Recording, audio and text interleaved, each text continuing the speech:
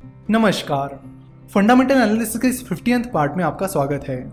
पिछले लेक्चर में हमने कैश फ्लो स्टेटमेंट के बारे में बात की थी और इस लेक्चर में हम कंपनी का वैल्यूएशन कैसे निकालते हैं इसके बारे में बात करेंगे। देखो, किसी भी कंपनी में इन्वेस्ट करते वक्त एक सवाल हमारे मन में जरूर आता है और वो ये कि क्या हमें किसी कंपनी में उस कंपनी के स्टॉक की जो प्राइस चल रही है उस पर इन्वेस्ट करना चाहिए या नहीं। देखो, किसी भी कंपनी के शेयर की प्राइस हमें पता होती है।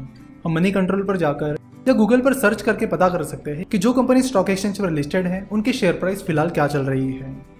ये हो गई प्राइस की बात। अब वैल्यू की बात करते हैं। अगर आपको किसी कंपनी के एक शेयर की वैल्यू पता करनी है तो वो आप कैसे करोगे? उसके लिए आपको निकालना पड़ेगा उस कंपनी का वैल्यूएशन।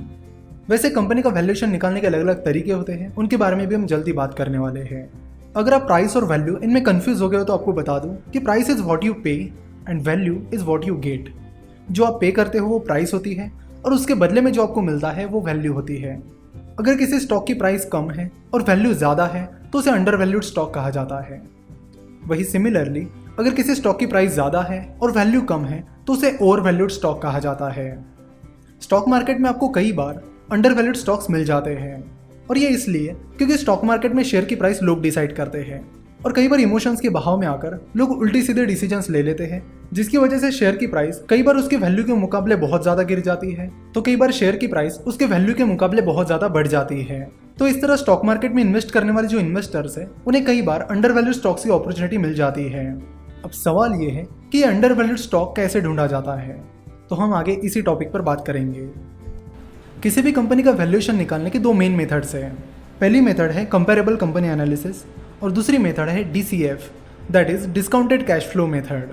कंपेरेबल कंपनी एनालिसिस में जिस कंपनी का एनालिसिस आप कर रहे हो उसे उसकी जैसी ही बाकी कंपनीज के साथ कंपेयर किया जाता है।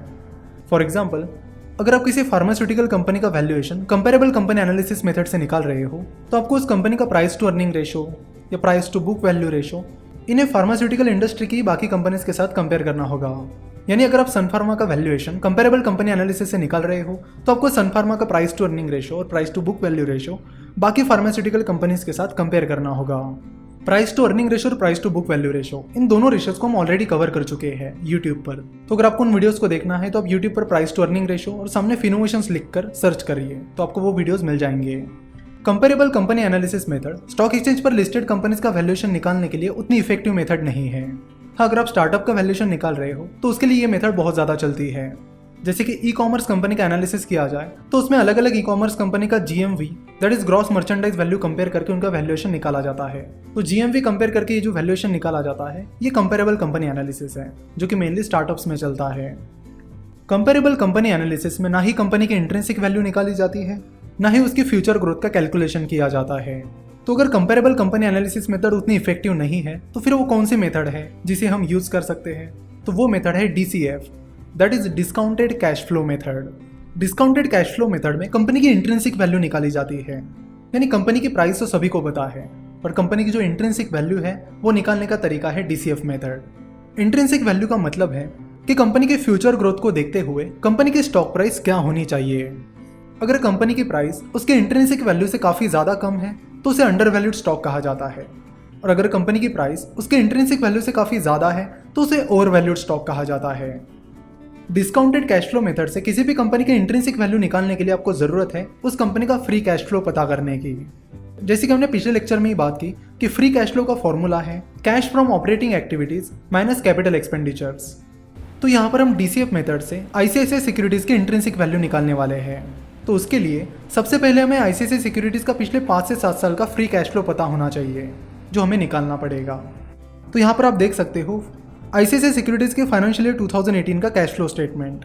तो फाइनेंशियल ईयर 2018 में ICICI सिक्योरिटीज़ की cash generated from operating activities 71.1 crore है और उसका capital expenditure that is purchase of fixed assets है 22.3 करोड़। तो यहाँ पर कैश फ्रॉम ऑपरेटिंग एक्टिविटीज से कैपिटल एक्सपेंडिचर्स माइनस करने के बाद आपको कंपनी का फ्री कैश फ्लो मिलेगा जो कि आता है 48.8 करोड़। सिमिलरली आपको कंपनी के पिछले कुछ सालों का फ्री कैश फ्लो भी कैलकुलेट करना पड़ेगा। तो फाइनेंशियल ईयर 2017 में कंपनी का फ्री कैश फ्लो आता है 149.4 करोड़। फाइनेंशियल ईयर 2016 में कंपनी का फ्री कैश फ्लो था 212.5 करोड़। फाइनेंशियल ईयर 2015 में 199.4 करोड़ और फाइनेंशियल ईयर 2014 में 175.3 करोड़। तो ये है कंपनी का पिछले 5 सालों का फ्री कैश फ्लो। नाउ अब हम इन 5 सालों के फ्री कैश फ्लो का एवरेज निकाल लेंगे।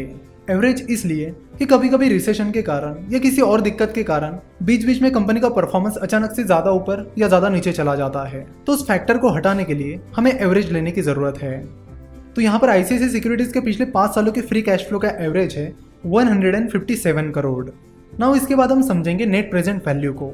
तो आपकी आज की असाइनमेंट है कि नेट प्रेजेंट वैल्यू क्या है ये आपको पता करना है, और नेक्स्ट लेक्चर में हम यहाँ से कंटिन्यू करेंगे।